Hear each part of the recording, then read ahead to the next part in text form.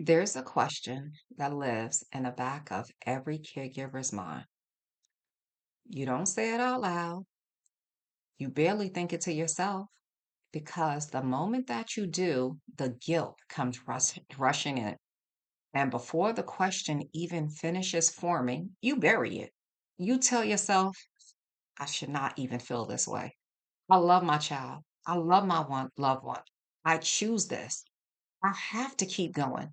But the question keeps coming back, whether it's in the car at 2 a.m., in the shower, at the doctor's office, in the hospital parking lot, when everybody else is asleep and you're still awake, trying to figure out the next appointment, the next medication, the next bill, the next plan. And today, we're going to say that question out loud because the question that you are afraid to ask may be the exact question that leads to your breakthrough. Welcome back, caregivers. Welcome back to Caregiver the Health Boss. I'm Michelle, and this is the channel where we talk about the real journey of caregiving. Not just appointments, medication, care plans, the emotional, physical, spiritual, and financial impact caregiving has on your life. Because caregiving doesn't just change your schedule, it changes you. And in today's video is personal. We're talking about the question every caregiver is afraid to ask.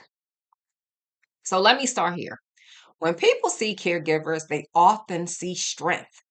They see someone who shows up, someone who gets it done, someone who knows the medications, knows the doctor's appointments, knows the symptoms, knows the next step. But what they don't always see is the internal conversations that are happening behind all of that strength. They don't see the guilt. They don't see the exhaustion. They don't see the moments when you love the person that you're caring for with everything inside of you, but you're still tired. You still feel overwhelmed. You still feel frustrated. You still feel like you're disappearing. And that is the hard thing to admit because caregivers are expected to be grateful, to be strong, to be patient, selfless, and always available, always loving, always ready. But what happens when you are all of those things and you still feel like you're running on empty? What happens when you love somebody deeply, but caregiving still feels heavy? That is where the real question lies. The question that caregivers are afraid to ask is this: why is this so hard when I love them so much? That's the one. Not, do I love them? Because you do. Not, would I show up for them? Because you have. Not, would I sacrifice? Because you already have. The real question is, why does something rooted in love feel so heavy sometimes? And that question can make you feel guilty because somewhere along the way, we started believing that if we really love someone, caregiving shouldn't feel hard. We started believing that love should erase exhaustion, that love should cancel out frustration, that love should make us limitless. But I need you to hear this clearly. Love is not the same as limitless. You can love someone completely and still be tired. You can be committed and still need help. You can be called to care and still need to care for yourself. And saying that out loud does not make you selfish, it makes you honest. So, caregiving exhaustion is real, caregiver burnout is real, and it's not just being tired. The Cleveland Clinic kind of described caregiving burnout as a physical, emotional, mental exhaustion that can happen when you devote so much time and energy to caring for someone that your own needs go unmet. And that's exactly what happens to so many of us. We become experts at everybody else's body, everybody else's medication, everybody else's symptoms, everybody else's schedule, but we stop checking in with ourselves. We know that we need a refill, but we don't know when the last time we drank enough water. We know their next appointment, but we haven't scheduled our own. We know their warning signs, but we keep ignoring ours. And for me, one of my wake up moments was when my body was definitely speaking so much louder than my mind. I had been taking care of everyone else, like tracking appointments, managing care, trying to stay strong, trying to hold everything together, going to work. I had a travel job. Um, but the body had been keeping score. The weight, the fatigue, the high blood pressure, my blood sugar, the way that my clothes didn't fit, the way that I was tired, but I just kept going. And then one day, something happened, something that sounds small, but it really wasn't that small for me. So I'm sitting at my desk after lunch, and all of a sudden, I'm in my office and I hear something just like making a bunch of noise on the floor. So I get up to go investigate. I walk on the other side of my desk and I see something like rolling around and it kind of wobbles and it comes to a stop. It was my darn button. My button popped off. It didn't just come a loose. It wasn't barely hanging on.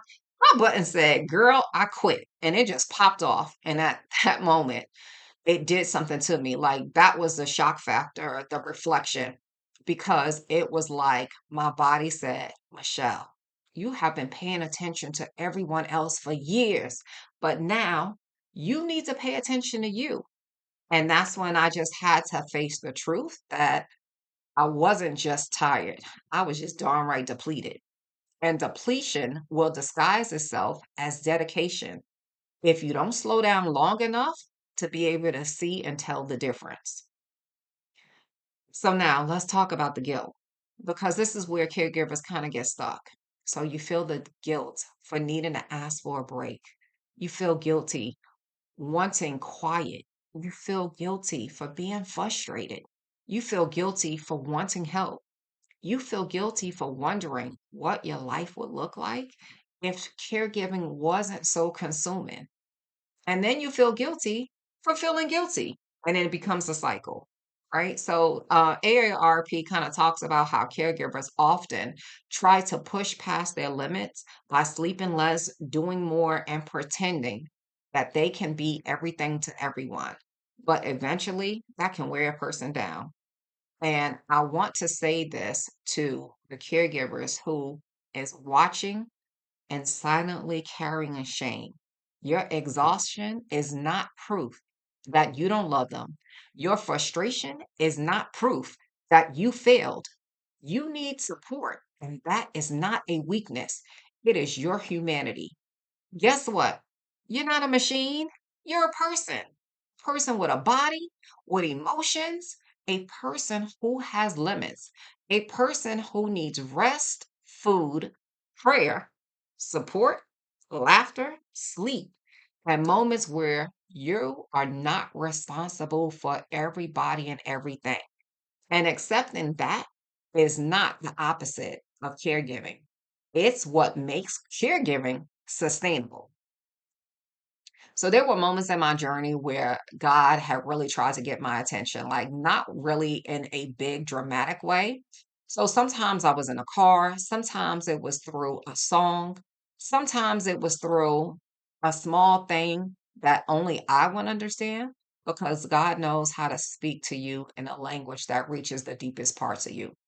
And I believe that sometimes caregivers are so busy listening for everyone else's needs that they miss God calling us back to ourselves, not only from our loved one, not away from responsibility, but back to alignment, back to wisdom, back to health, back to peace, back to the truth that you matter too. And I had to learn that God was not asking me to destroy myself in the name of love. He was asking me to steward the life that He gave me. And part of my stewardship was my own health, my mind, my body, my spirit, my finances, my marriage, my children, my future. And that's what a health boss means to me.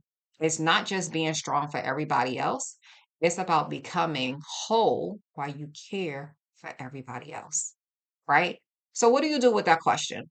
What do you do when you finally admit, why is this so hard for me when I love them so much? You start with three things. All right. So, number one, name what is actually hard. Not the polished version, not the version of you that tell people at church or at work or in passing, but the real version. Like, is it sleep deprivation? Because it was that for me for a while. Is it the appointments? Is it the finances? Is it the lack of help? The uncertainty, the behavioral changes, the constant advocating. Like you feel like you're fighting the doctors, fighting the insurance, fighting the pharmacy, just kind of just advocating on all of those fronts. The feeling that no one seems to understand, like name it, because you can't heal something and if you just keep pretending that it's fine. All right. So number two. All right. So stop treating your needs like they are an inconvenience. I was so guilty of that. The CDC says that caregivers need consistent breaks from caregiving responsibilities, and that even a few hours of respite each week is can improve your overall well-being. So that means breaks are not selfish. Mom breaks, not selfish, right? They're a part of the plan. Eating well is a part of the plan. Sleep is a part of the plan. And I know because like well, I call him little guy, but my young man has had sleeping problems for years. And even at the time when I did try to go to sleep, like he was throwing up in the middle of the night and choking on it. And I'm running in the middle of my sleep, falling down the stairs. Like, so I get it, right? But sleeping is part of the plan. Going to your own doctor's appointments is part of the plan. Taking a walk is part of the plan. Praying, definitely part of the plan. Therapy, part of the plan. Support groups are part of the plan because if you fall apart, the whole system falls apart and the system needs you, right? So, what's number three? So, number three, build a system so that everything does not need to live in your head. Like, this is one of the reasons that the planners kind of exist, is because caregiving becomes heavier when every detail is sitting in your own mind. The medications, the appointments, the doctors, the symptoms, the insurance, the daily routines, emergency information. When everything is sitting in your head, your brain never gets to rest. So you lay down and try and close your eyes, but you're thinking about this appointment and who you need to call and what you haven't done. But when you write that stuff down, like I keep a book right there on my nightstand, and you organize it and you create a system, you give yourself room to breathe. You are not less of a caregiver because you need structure. You are wiser. You're wiser because you created it. So, if you've ever asked yourself, why is this so hard for me when I love them so much? I want you to know you are not alone. You're not wrong. You're not selfish. You're not failing. You are a caregiver carrying something that's heavy. And the question that you are afraid to ask may be the first honest step towards healing because the goal is not just to survive caregiving. The goal is to become whole in the middle of it, to become organized, to become supported, healthier, to become clear, to become the health boss of your family. And maybe today is the day that you stop burying that question. Maybe today is the day that you answer it. Maybe today is the day that you say, this is hard because I'm human. And because I'm human, I need care too. So if this video spoke to you, comment below, I needed this, or share the question that you've been afraid to ask. I'll read every comment. And if you know another caregiver who needs this, send them over here.